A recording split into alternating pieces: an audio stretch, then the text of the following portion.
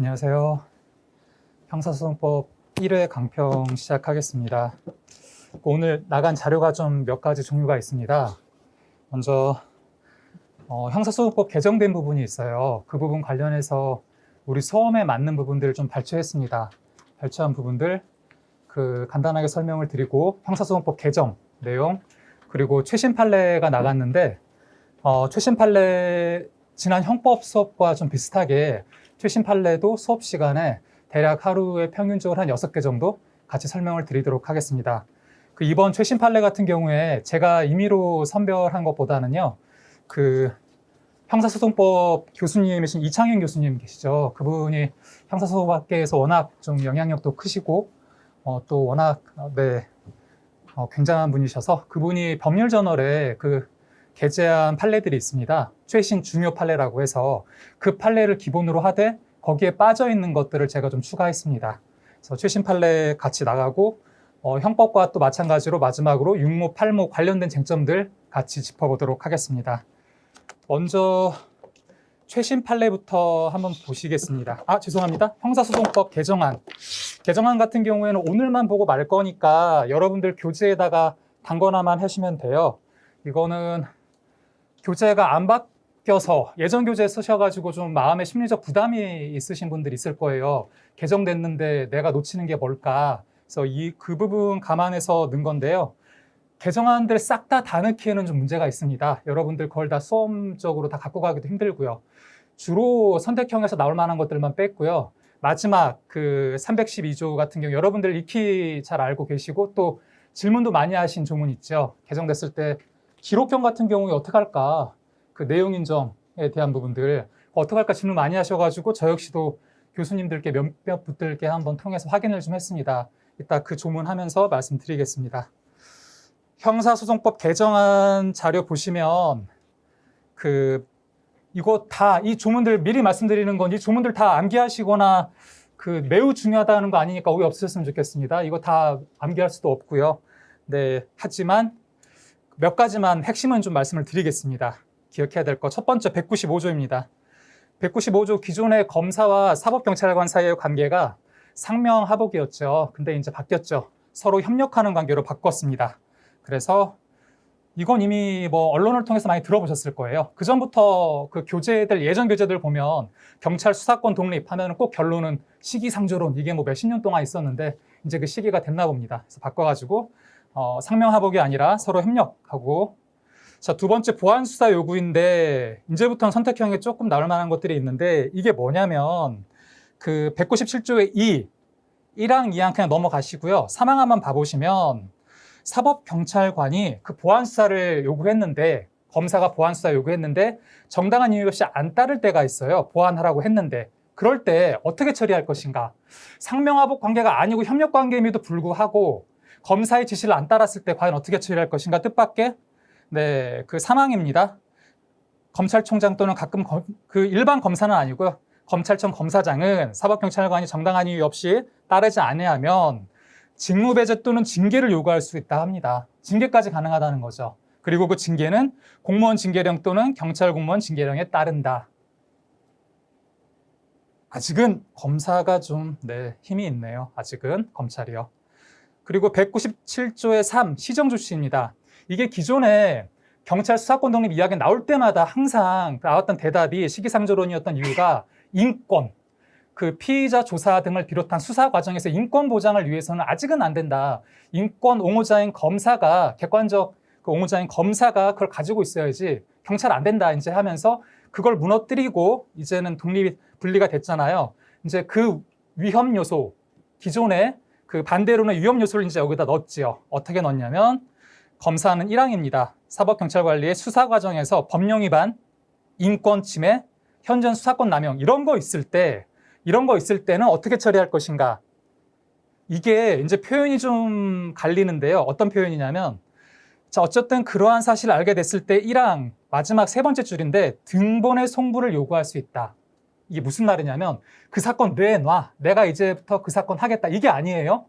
그거는 송치라고 이제 표현합니다. 송치이고 등본 그 수사자료 우선 보내봐. 뭐가 네가 잘못된 거 있는지 내가 확인 좀 해보자. 뭔가 문제가 있다. 내놔. 아직 이 정도 단계인 거죠. 그리고 나서 사망 보시면 등본 받은 다음에 사망 보시면 문제 있었네 했을 때 필요할 때는 시정조치 요구할 수 있어요. 야, 이거 수사권 남용이구만, 인권 침해구만 하면서 네, 시정조치 요구가 가능합니다. 그리고 나서 5항 시정조치 했는데 또 이행하지 않는다. 그때 비로소 송치, 내가 맞겠다. 너 손떼가 됩니다. 거기서 손을 떼라. 이제부터 내가 맞는다. 송치 요구할 수 있어요. 그때 비로소. 그리고 네, 어쨌든 그러한 위법 사실들이 확인이 되면은 마찬가지로 또 징계 가능하죠. 그래서 7항 보시면 징계 가능하다. 8항이 관련해서 이제 실무에서 많이 나오는 게 이게 무슨 말이냐면 별거 아닌데 이제 8항 피의자 조사 여러분 내년부터 옆에 이제 동석해서 들어가시면 그 얘기를 꼭 해요. 피의자한테 자, 여기 조사 과정에서 법령 위반 인권 침해 있으면 검사한테 구제 신청하세요. 라고 한마디 이렇게 거들기는 합니다. 근데 이게 수험적으로는 당연한 이야기이기 때문에 큰 의미가 있을까 싶어요. 자, 197조의 4 수사의 경합입니다. 경찰과 검찰이 사실은 이제 수사권이 분리가 되었기 때문에 경합할 일이 크게 많지는 않아요. 근데 만약에 경합이 된다면 이건 뭐 여러분 신의 측으로 판단, 조리로서 판단 가능하죠. 누가 가져갈까요? 당연히 아직은 검사가 송치해라, 넘겨라 라고 할 수 있다고 합니다. 아직은 이건 뭐 여러분 조리로 판단 가능하죠.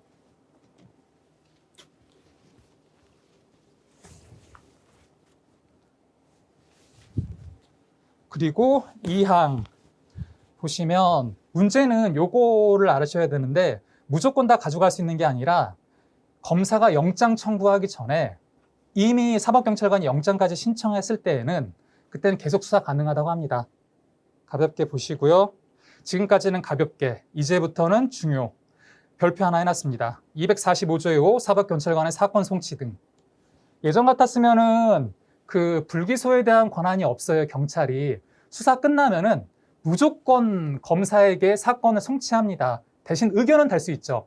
아, 이건 기소 의견입니다. 이건 불기소 의견입니다. 의견은 달 수 있는데 모든 판단은 다 검사가 했습니다. 모든 판단. 이제 여기서 바뀌었죠.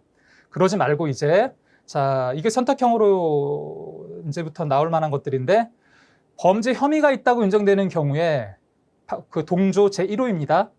즉 기소해야 될 사건입니다. 라고 할 때는 검사에게 사건을 송치합니다. 송치한다. 그리고 나서 검사에게 자료도 보낸다. 송치. 근데 2번, 이게 바로 불기소 시켜버리는 거죠. 불송치. 내가 판단했을 때 수사 열심히 했는데 내가 봤을 때 야, 이거 송치할 사건이 아니다. 기소될 사건이 아니다 하면은 그냥 여기서 멈춰요. 다만 그냥 끝나긴 하는데 송치는 아닌데 자료는 그래도 검사에게 한 번은 보내줍니다. 한번 봐봐라. 한 번은 보내줘요. 그래서 그 자료를 송부한다는 거지 이건 사건을 송치하는 게 아닙니다. 이제 불기소 의견으로 판단이 되면은요. 송부일 뿐입니다. 나중에 또 돌려받아요. 그 자료는요. 그거 구별하셔야 됩니다. 이제는 즉 2호에 해당된다는 얘기는 우선 1차적으로 경찰에게 불기소에 대한 권한이 생겼다라고 판단권이 생겼다라고 이해하시면 됩니다. 그러면 고소인들 입장에서는 화가 나죠. 뭐야? 이 고소까지 했고 심지어 고소대리 요즘에 변호사 선임해서 많이 하거든요. 본인이 직접 안 합니다. 적지 않은 비용 들여서 변호사 비용까지 내서 고소했더니 불기소? 나는 이렇게 큰 피해를 봤는데 화가 나죠. 그래서 이의 신청을 할 수 있게끔 만들어 놓습니다. 그게 제245조의 6 고소인 등에 대한 송부를 통지합니다. 송부. 다시 말씀드리지만 송치와 송부 계속 구별하라고 말씀드렸어요. 송치는 통지할 필요도 없어요. 통지를 우선 하겠지만 의무적인 것도 필요 없죠. 근데 송치가 아니라 송부, 자료만 보냈다라는 건 나 이거 기소 의견 아니야. 불송치할래. 그거였거든요. 그래서 고소인 입장에서는 뭐야? 기소 안 해? 해서 네, 이의 신청할 수 있게끔 통지를 내줍니다. 며칠 이내? 7일 이내에 통지합니다. 7일 이내에 송부 통지를 합니다. 통지를 받으면 이제 고소인이 판단해야죠. 그냥은 못 가겠다. 억울하다. 여기서 끝낼 수는 없다. 그래서 어떻게 하면 될까요? 고소인 등이 이의 신청합니다. 이게 6모인가요? 이번에 선택형에 나왔죠.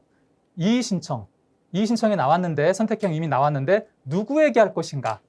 검사 아닌가요? 기소권자인 검사에게서 그 이의 신청하면 되지 않을까 싶은데 그래서 이게 선택형에 나왔죠.